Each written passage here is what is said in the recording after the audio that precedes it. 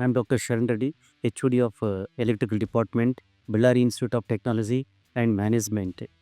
As you know that the number of EVs are increasing day by day, two-wheeler, four-wheeler, three-wheelers.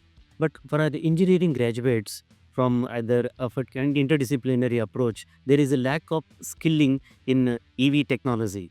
We thought of having a setup in EV technology, and with our industry partner SkyySkills, recently we have set up a Green Mobility Electric Vehicle Technology Center of Excellence.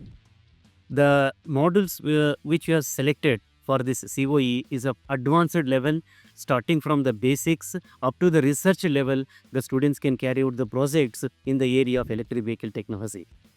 The explanation done by the EV engineers, design engineers, including dismantling, mantling, and battery package, battery testing characteristics, and simulator, all they have explained in detail such that we can transfer the knowledge to the students effectively, and we can make them industry ready. There is a need for EV industry. We are very much thankful to SkyySkills Academy for their cooperation in setting up of the COE in Ballari Institute of Technology and Management. Thank you. Thank you very much.